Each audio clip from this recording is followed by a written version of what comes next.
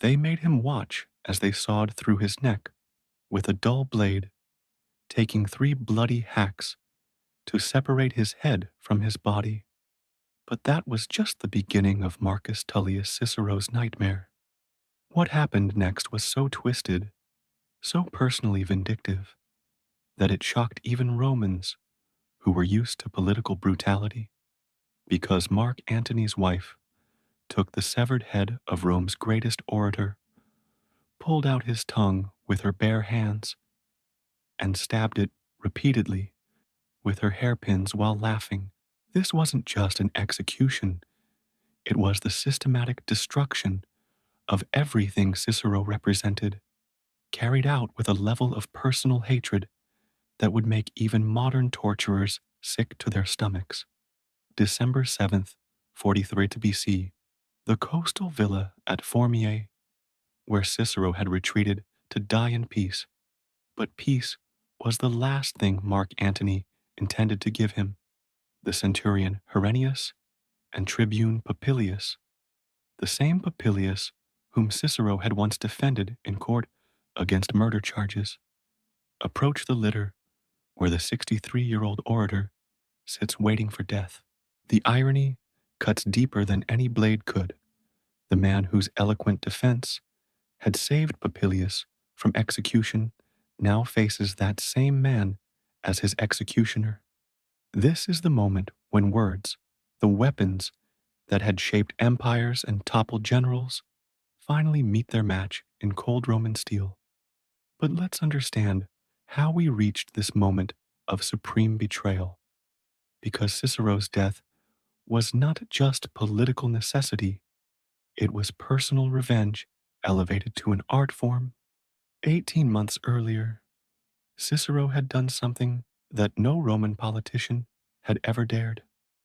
He had systematically destroyed Mark Antony's reputation using nothing but words, turning the most powerful man in Rome into a laughingstock through a series of speeches so brutal they were named after weapons of war, the Philippics. In these speeches, Cicero didn't just attack Antony's policies. He dissected the man himself with surgical precision, calling him a drunk, a womanizer, a coward who had fled battle, a man so debauched he had prostituted himself in his youth. The second Philippic was so savage that Cicero never even delivered it aloud. He simply published it for all Rome to read, knowing that written words would spread like poison through every tavern and marketplace in the empire. Imagine being Mark Antony, a battle-hardened general who had conquered nations, suddenly finding yourself mocked by children in the streets because of one man's speeches. Citizens who once feared your name now snickered when you passed. Your own soldiers began questioning whether they were following a leader or a laughingstock. This was psychological warfare at its most refined, and Cicero was its undisputed master. But Antony was a soldier, and soldiers understand that when someone humiliates you publicly, you don't just defeat them, you obliterate them in a way that makes everyone else afraid to try the same thing. The political landscape shifted with terrifying speed after Caesar's assassination. Antony, initially weakened by Cicero's verbal assault, fled Rome in disgrace after the Battle of Mutina. For a brief moment, it seemed that words had triumphed over swords, that the old republican values Cicero championed might actually survive. But then came the most devastating betrayal in a Roman history. Octavian, Caesar's 19-year-old heir, whom Cicero had hoped to use as a weapon against Antony, revealed his true nature. Instead of remaining Cicero's puppet, he forged an alliance with his former enemy. The second triumvirate was born: Antony, Octavian, and Lepidus, joining forces to divide Rome. Between them, like butchers carving up a carcass, the proscription lists were death sentences written in bureaucratic language. Names posted in the forum became instant outlaws whose property could be seized and whose killers would be rewarded. Nearly 300 senators and 2,000 wealthy equestrians were marked for death in what amounted to state-sanctioned genocide of the upper classes. Family bonds meant nothing. Lepidus condemned his own brother, Antony marked his uncle for death, and Octavian, who had once admired Cicero's intellect, was persuaded to add the great orator's name to the list. But here's the crucial detail that reveals Antony's personal hatred. Cicero's name wasn't just on the list, it was at the very top, written in Antony's own handwriting, with special instructions for how his death should be carried out. When Cicero learned his name, headed the proscription lists, he knew his time had come. This wasn't fear of death. At 63, he had lived longer than most Romans and had achieved more glory than any orator in history. This was the deeper horror of knowing that everything he had spent his life building was being systematically destroyed. His beloved Roman Republic, the system of laws and traditions he had defended with his voice, was dying around him. His brother Quintus, also condemned, had already been captured and executed along with his son. The Cicero family line was being exterminated as methodically as farmers killing rats in a granary. His escape attempts were half-hearted, almost suicidal in their incompetence. He briefly boarded a ship to Macedonia, but turned back due to seasickness.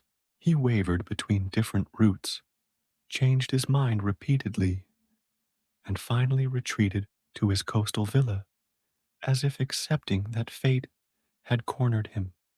Ancient sources suggest that Cicero, the man who had saved Rome through his words during the Catiline conspiracy, had lost the will to save himself.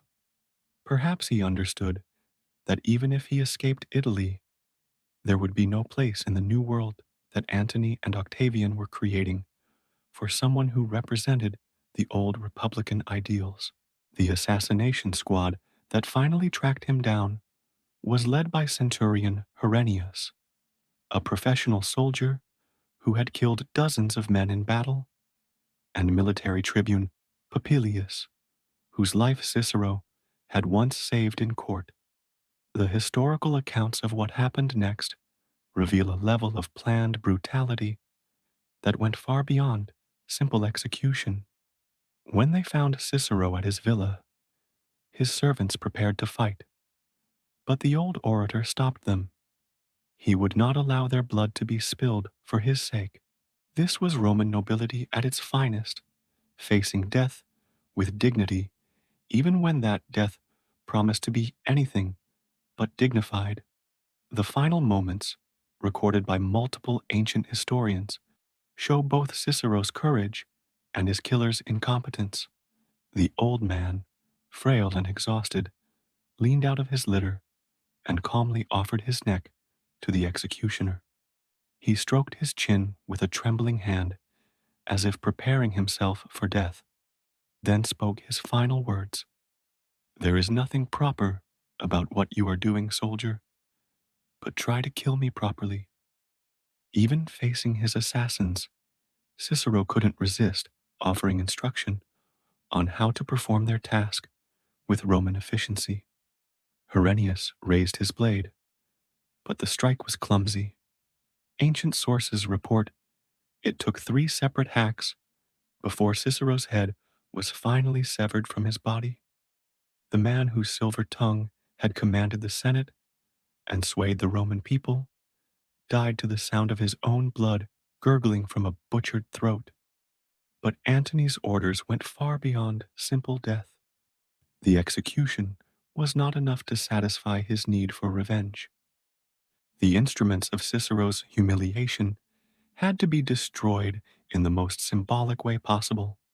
The soldiers hacked off both of Cicero's hands, The very hands that had written the Philippics, that had penned letters to governors and generals, that had physically shaped the words that brought down Antony's reputation. These weren't random acts of violence, but carefully planned symbolic destructions. Every cut was meant to send a message about what happened to those who dared challenge the new order with mere words. The severed head and hands were carried back to Rome like trophies from a successful hunt. When the killers presented their bloody prizes to Antony in the forum, ancient sources report that he was overjoyed. He laughed, rewarded the assassins generously with gold and promotions, and then commanded the final act of his revenge theater. Cicero's head and hands were to be nailed to the Rostra, the sacred speaker's platform in the heart of Rome, where Cicero had delivered some of his greatest speeches. The symbolism was perfect and horrible. The voice of Republican liberty would be literally silenced on the very platform where it had once thundered against tyranny. But the true horror was yet to come, because Fulvia, Mark Antony's wife, had her own personal grudges against Cicero. He had mocked her in his speeches, calling her unwomanly for her political involvement, suggesting she controlled her husband like a puppet. When Cicero's severed head was brought before her, Fulvia's reaction revealed depths of personal hatred that shocked even Romans accustomed to political brutality. She spat upon the lifeless face, then grabbed the head and yanked out Cicero's tongue, the same tongue that had lashed her family with insults and branded her husband as a threat to Roman liberty. What happened next entered Roman history as one of the most disturbing acts of personal revenge ever recorded. Using the golden pins from her hair, Fulvia began stabbing Cicero's tongue repeatedly, mutilating the very organ that had been his greatest weapon. She laughed as she did it, making jokes about how the great orator would never speak again. This wasn't the calculated political violence that Romans understood. This was pure, personal sadism, carried out by a woman who had been publicly humiliated and now had the chance to literally destroy the source of her shame. The tongue that had shaped the destiny of nations was reduced to a pincushion for a vengeful woman's hairpins. The display on the rostra was more than personal vendetta. It was a political statement hammered into wood and flesh for all of Rome to see. Citizens who gathered around the platform found themselves staring at the mutilated remains of the man who had embodied their republican freedoms. Children who had learned to recite Cicero's speeches in school now saw his severed head rotting in the sun. The message was unmistakable. This is what happens to those who believe words can compete with swords, who think speeches can defeat armies, who imagine that republican ideals can survive in a world ruled by military strongmen. But even as Cicero's body was being systematically destroyed, his enemies were already beginning to turn on each other. The alliance between Antony and Octavian had always been one of convenience rather than trust, and with their common enemies eliminated, the two began maneuvering for supreme power. Octavian, the calculating politician, began building his image as the defender of Roman tradition, while portraying Antony as a foreign-influenced degenerate, corrupted by his relationship with Cleopatra. In a sense, Octavian was using Cicero's own rhetorical techniques against the man who had killed Cicero. The irony deepened as years passed. Antony, who had silenced Rome's greatest orator, found himself on the receiving end of a propaganda campaign that rivaled Cicero's Philippics in its effectiveness. Octavian painted him as a traitor, bewitched by an Egyptian queen, a Roman who had abandoned his own people for foreign luxury. The very techniques Cicero had pioneered, systematic character assassination through carefully crafted public messages, were now being used to destroy the man who had destroyed Cicero. The dead orator's methods had become immortal even as his body rotted on the Rostra. The final battle between Antony and Octavian came at Actium in 31 BC, where Antony's forces were decisively defeated. The once mighty general who had commanded legions across the Mediterranean found himself cornered in Egypt with no escape routes and no allies. On August 1st, 30 BC, Mark Antony fell on his own sword in a desperate final act that mirrored the suicides of countless Romans who had chosen death over dishonor. Cleopatra followed him into death, and Octavian, now calling himself Augustus, became the first emperor of Rome.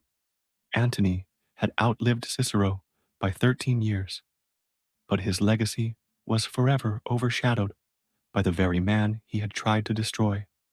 While Antony's body was hastily buried in Alexandria, far from Rome, Cicero's works were being copied, studied, and preserved for future generations.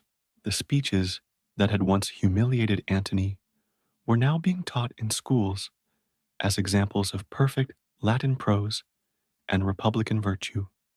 The dead orator was achieving a form of immortality that the living general could never attain.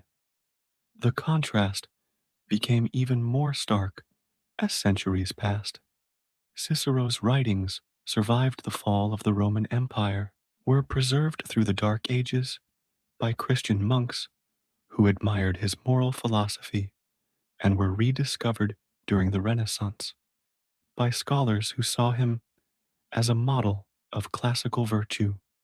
His thoughts on law, duty, and republican government influenced thinkers across Europe and eventually inspired the founding fathers of the United States. The American system of checks and balances, the very concept of a republic governed by laws rather than men, owes much to principles that Cicero articulated in his speeches and letters. Meanwhile, Mark Antony became a cautionary tale about the dangers of letting personal passion override political judgment. Shakespeare portrayed him as a tragic figure destroyed by love and ambition. Modern historians remember him as a brilliant general who threw away his advantages through poor decision-making and an inability to understand the changing nature of Roman politics. The man who had silenced Cicero's voice became himself a symbol of how military prowess alone could not guarantee lasting political success. The ultimate irony is that Cicero, who had believed he could use Octavian as a weapon against Antony, had actually identified the future direction of Roman politics more accurately than he realized. Octavian, who became Augustus, did indeed destroy Antony, just as Cicero had hoped. But he also destroyed the Roman Republic that Cicero had died trying to preserve. The young man whom Cicero had tried to manipulate proved to be the most successful manipulator of all, using both Cicero and Antony as stepping stones to absolute power before discarding them both. Yet even Augustus, despite wielding more power than any Roman before him, could not erase Cicero's intellectual legacy. The emperor who had once allowed Cicero's name to be placed on the proscription lists later claimed to admire the orator's writings. Augustus understood that while political opponents could be eliminated, ideas were far more difficult to kill. Cicero's vision of government based on law and republican virtue continued to influence Roman legal thinking even under the empire. The story of Cicero's brutal execution reveals something fundamental about the relationship between power and ideas. Mark Antony could nail Cicero's head to the rostra, could allow his wife to mutilate the tongue that had spoken against tyranny, could eliminate the physical person who had humiliated him, but he could not destroy the words that had already been spoken, the ideas that had already been planted, the example of courage that had already been set. In trying to silence Cicero permanently, Antony actually ensured that the orator's death would be remembered as a martyrdom rather than a simple political execution. The image of Cicero as mutilated remains on the rostra became one of the most powerful symbols in Roman history, not as Antony intended, as a warning against opposing the new order, but as a reminder of what Rome had lost when it abandoned republican government for military rule. The platform where Cicero had once defended liberty with his voice became a shrine to the death of free speech itself. Romans who saw his severed head understood that they were witnessing not just the execution of a man, but the murder of an ideal. Modern parallels to Cicero's fate can be found throughout history. Intellectuals, writers, and orators who have been silenced by authoritarian regimes that understood the power of words to challenge established authority. But few have achieved Cicero's posthumous victory over their executioners. His brutal death became the foundation of his immortality, proving that while tyrannical power may win temporary victories, the human need for freedom and dignity ultimately transcends any individual ruler's ability to suppress it. The last image we have of Cicero alive shows him offering his neck to his killers with Roman dignity intact, instructing them, even in his final moments, to perform their grisly task properly.